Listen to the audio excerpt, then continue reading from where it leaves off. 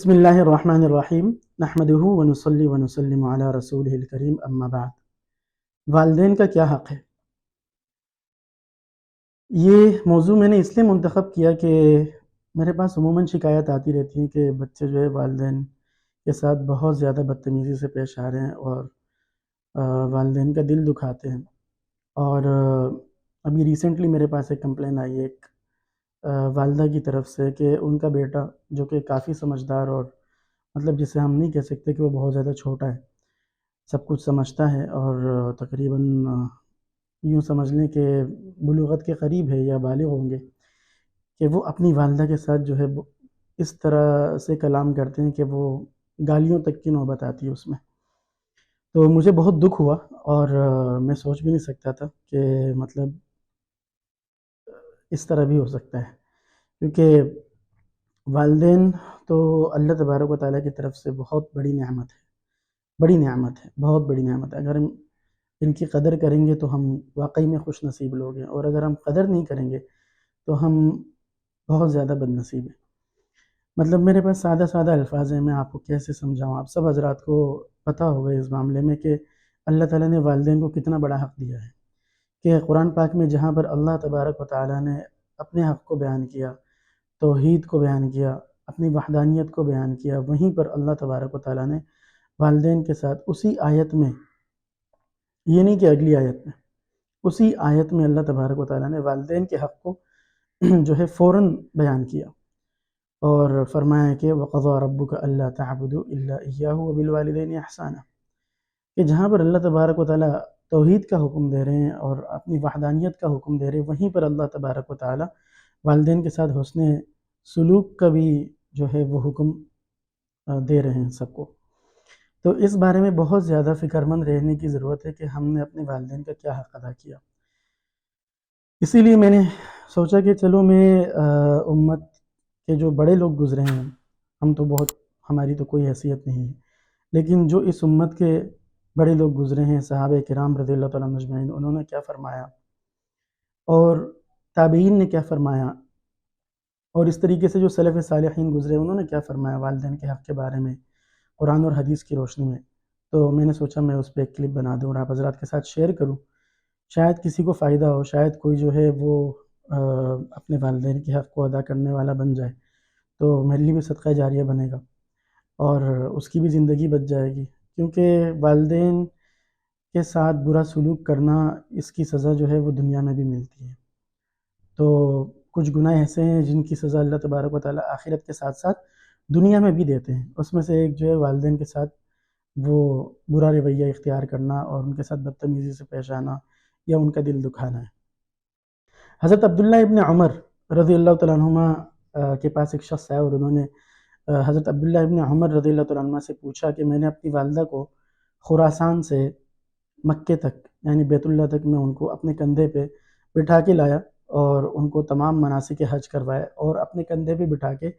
ان کو حج کروایا اور پھر اس کے بعد اپنے کندھے پہ بٹھا کے ان کو واپس لے کے گیا، تو کیا میں نے اپنی والدہ کا حق ادا کر لیا؟ تو حضرت عبداللہ بن عمر رضی اللہ تعالیٰ عنہ نے فرمایا، جس کا مفہوم ہے کہ ہرگز نہیں، تم نے اس ایک چکر کا حق بھی ادا نہیں کیا اپنی والدہ کا جو انہوں نے تمہارے پیٹ میں ہوتے ہوئے جو چکر لگایا تھا، اس ایک چکر کا ابھی تک حق ادا نہیں کیا۔ یعنی اگر انہوں نے تمہیں اپنے پیٹ میں پال کے ایک چکر بھی خانہ کعبہ کا لگایا، ایک طواف بھی کیا، تو تم نے اس کا بھی حق ادا نہیں کیا۔ تو قابل غور بات ہے کہ اس طریقے سے جو ہے انہوں نے اس نوجوان کو متنبہ کیا کہ یہ آپ کیا سوچ رہے ہیں،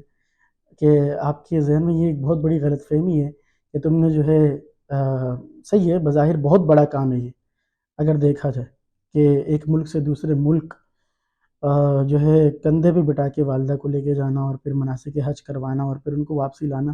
یہ ایک بہت مشکل کام ہے، ٹھیک ہے، لیکن جواب کیا ملا وہ آپ حضرات نے سن لیا۔ اسی طریقے سے حضرت حسن رضی اللہ تعالیٰ عنہ جو نواسہ رسول صلی اللہ علیہ وآلہ وسلم ہیں، حضرت علی رضی اللہ تعالیٰ عنہ کے صاحبزادے ہیں، ان سے کسی نے دریافت کیا کہ والدین باپ کے ساتھ جو ہے وہ ماں باپ کے ساتھ حسن سلوک کس طریقے سے کیا جائے، تو انہوں نے فرمایا کہ تو ان پر اپنا مال خرچ کر اور وہ تجھے جو حکم دے اس کی تعمیل کر، اور اگر گناہ کا حکم دے تو ان کا کہنا مت مان۔ یعنی یہ الفاظ ان کے ہیں کہ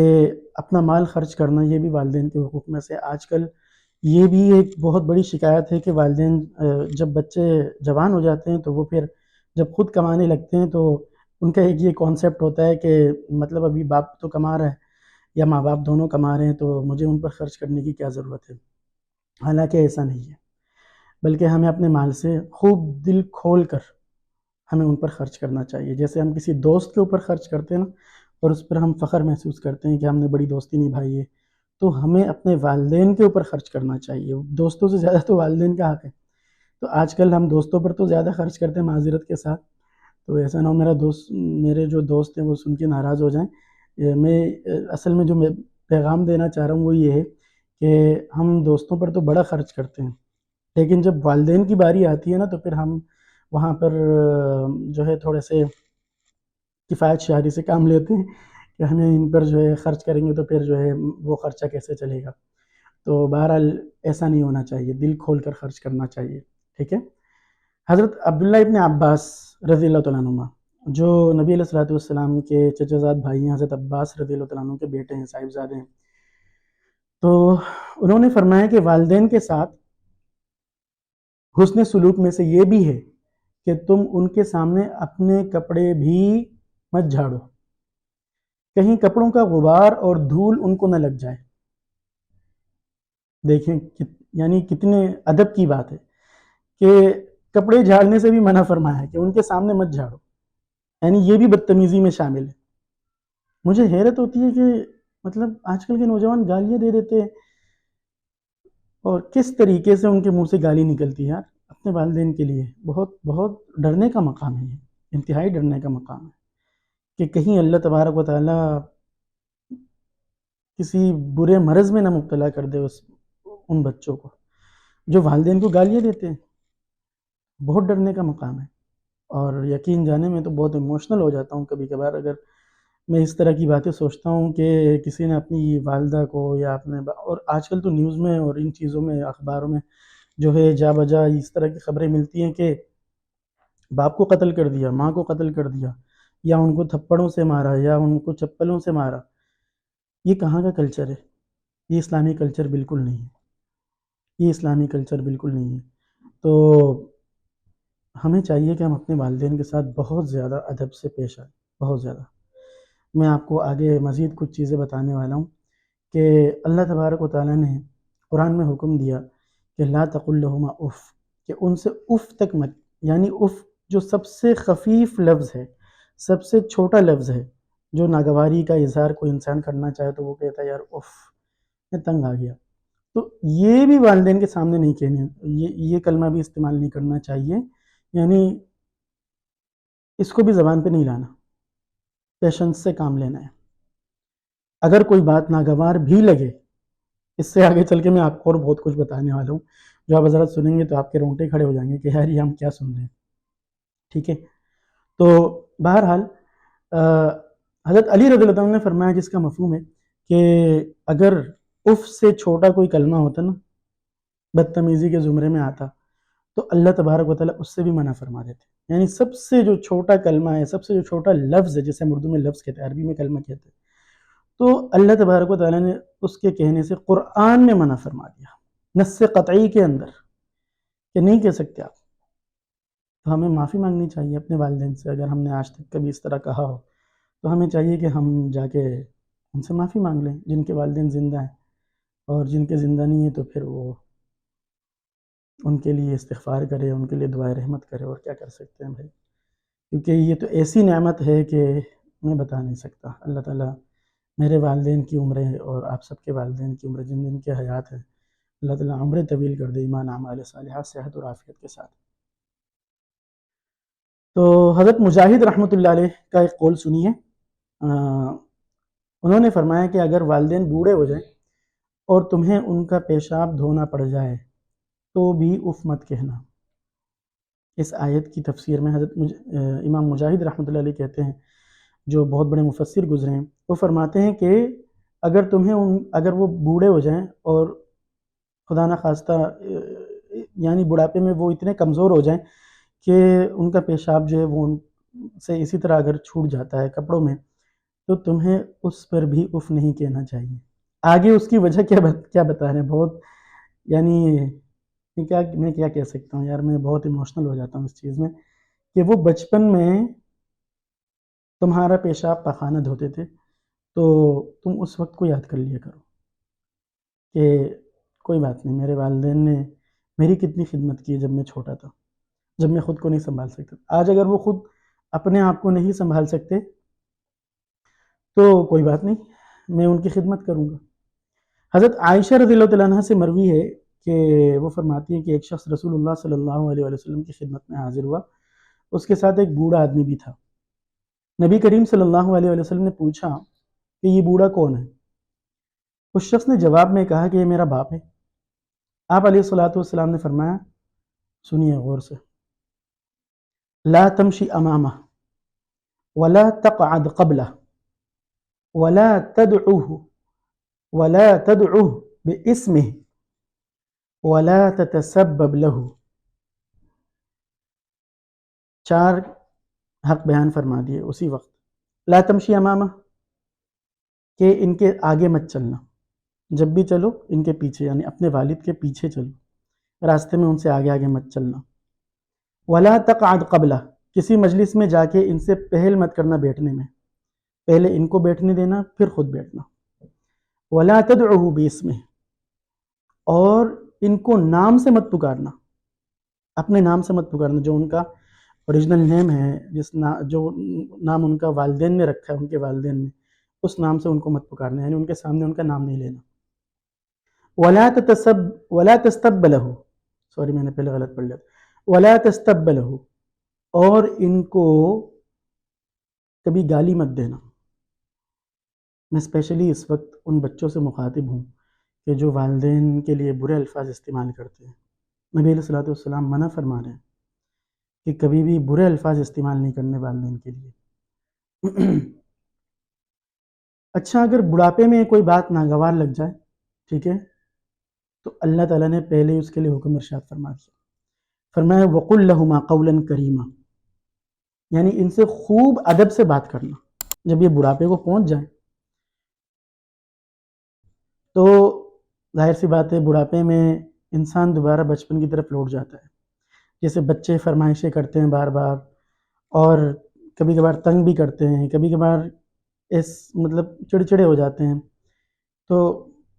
ہوتا ہے نا، انوئی کرتے ہیں بچے، پریشان کرتے ہیں۔ تو اگر والدین میں سے کوئی بوڑھا ہو جائے اور وہ انوئی کرنے لگ جائے، پریشان کرنے لگ جائے،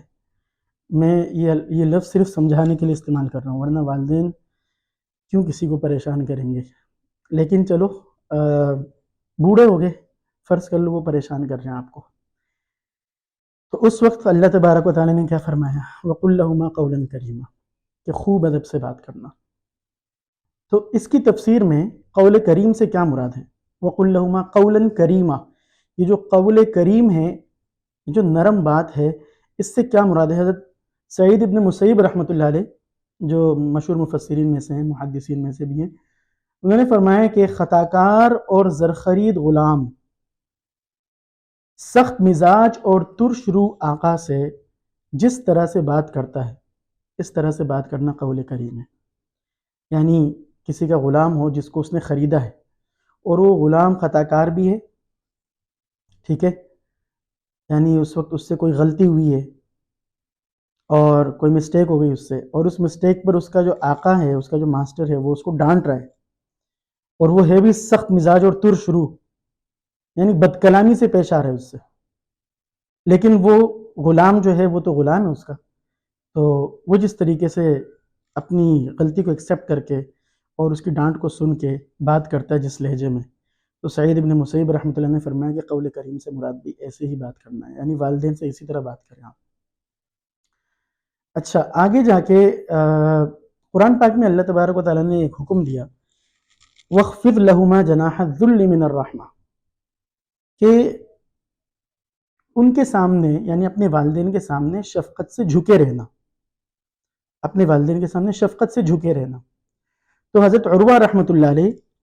سے کسی نے پوچھا کہ اللہ نے قرآن میں والدین کے سامنے جھکے رہنے کا حکم دیا. اوکے، بہت غور سے سننے کی بات ہے. اس کا کیا مطلب ہے؟ یعنی والدین کے سامنے کیسے جھکے رہیں؟ کیا سر جھکائیں، کھڑے ہوں، کیا کریں؟ مطلب اس حکم پر، اللہ کے اس حکم پر ہم کیسے عمل کریں؟ تو انہوں نے فرمایا کہ اگر وہ کوئی بات آپ کی ناگواری کی کہے تو ترچھی نگاہ سے بھی ان کو مت دیکھ، کہ آدمی کی ناگواری اول اس کی آنکھ سے پہچانی جاتی ہے. یعنی اگر کوئی اس طرح کی بات آپ کے والدین آپ سے کہہ دے جو آپ کو اس وقت بری لگے، تو آنکھیں نکال کے ان سے بات مت کرنا. جیسے آج کل کے بچے تھوڑے سے جوان ہو جاتے ہیں تو پھر وہ جوانی کی گرمی جب ان کو محسوس ہوتی ہے کہ ہم بڑے ہو گئے، تو پھر وہ والدین کے سامنے آنکھیں نکال کے، آنکھیں دکھا کے بات کرتے ہیں. نبی حضرت عروہ رحمۃ اللہ علیہ نے فرمایا کہ اللہ تعالیٰ نے جو حکم دیا ہے نا کہ وَخْفِضْ لَهُمَا جَنَاحَ الذُّلِّ مِنَ الرَّحْمَةِ، کہ شفقت سے ان کے سامنے جھکے رہنا. تو اس جھکے رہنے سے مراد یہ ہے کہ ان کے ساتھ ترچھی نگاہ سے بھی بات نہیں کرنا، ترچھی نگاہ سے ان کی طرف مت دیکھنا، چاہے وہ آپ کی ناگواری کی بات کرے. اسی طریقے سے حدیث شریف میں ہے کہ اللہ کی رضامندی والدین کی رضامندی میں ہے اور اللہ کی ناراضگی والدین کی ناراضگی میں ہے. یہ حدیث حضرت عبداللہ ابن عمر رضی اللہ تعالیٰ عنہ سے مروی ہے. اسی طریقے سے ایک اور حدیث ہے جو حضرت عبداللہ ابن عباس رضی اللہ تعالیٰ عنہ سے مروی ہے. وہ فرماتے ہیں کہ نبی علیہ الصلوۃ والسلام نے فرمایا من اصبح مطیعا فی والدیہ، من اصبح مطیعا فی والدیہ، یعنی جس شخص نے اس حال میں صبح کی کہ وہ اپنے والدین کے حقوق کی ادائیگی کے بارے میں اللہ کا فرما بردار رہا، اصبح له بابان مفتوحان من الجنہ، تو اس کے لیے جنت کے 2 دروازے کھلے ہوئے ہوتے ہیں صبح کے وقت. وَإِن كَانَ وَاحِدًا فَوَاحِدًا، اور اگر والدین میں سے کوئی ایک زندہ ہے، وَإِن كَانَ وَاحِدًا، اگر دونوں زندہ نہیں ہے، کوئی ایک زندہ ہے اور وہ اللہ کی اطاعت کر رہا ہے ان کی فرما برداری میں، یعنی ان کا فرما بردار رہتا ہے، تو صبح وہ اس حال میں کرتا ہے وہ شخص جب صبح اٹھتا ہے کہ اس کے لیے ایک دروازہ کھلا ہوا ہوتا ہے. یعنی کیونکہ اب والدین میں سے ایک دنیا سے چلا گیا تو ایک دروازہ بند ہو گیا اس کے لیے. وَمَنْ أَمْسَى عَاصِيًا لِلَّهِ فِي وَالِدَيْهِ أَصْبَحَ لَهُ بَابَانِ مَفْتُوحَانِ مِنَ النَّارِ وَإِنْ كَانَ وَاحِدًا فَوَاحِدًا. اور اسی طریقے سے جس نے اپنے والدین کے حقوق کی ادائیگی میں اللہ کی نافرمانی کی، اس کے بتائے ہوئے احکامات کے مطابق حسن سلوک نہیں کیا، تو اس کے لیے صبح کے وقت یا شام کے وقت جہنم کے 2 دروازے کھلے رہتے ہیں. اور اگر والدین میں ایک زندہ ہو تو ایک دروازہ کھلا رہتا ہے، کیونکہ ایک دروازہ تو بند ہو چکا ہے.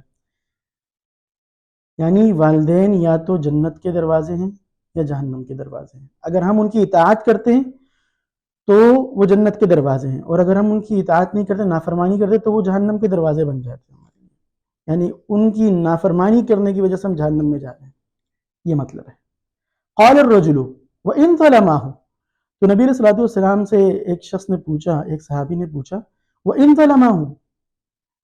یعنی اگرچہ اس کے والدین نے، اس کے ماں باپ نے اس پر ظلم کیا ہو، تب بھی اس کے لیے یہ حکم ہے کہ وہ فرما بردار رہے. تو نبی علیہ الصلوۃ والسلام نے 3 مرتبہ ارشاد فرمایا وَإِن ظَلَمَهُ وَإِن ظَلَمَهُ وَإِن ظَلَمَهُ. آپ صلی اللہ علیہ وسلم جلال کے ساتھ کلام فرما رہے ہیں. چاہے اس کے ماں باپ نے اس کے اوپر ظلم کیا ہو، چاہے اس کے ماں باپ نے اس کے اوپر ظلم کیا ہو، چاہے اس کے ماں باپ نے اس کے اوپر ظلم کیا ہو، پھر بھی اس کے لیے یہی حکم ہے کہ اگر وہ ان کا فرما بردار ہے تو اس کے لیے جنت کے 2 دروازے کھلیں گے روزانہ،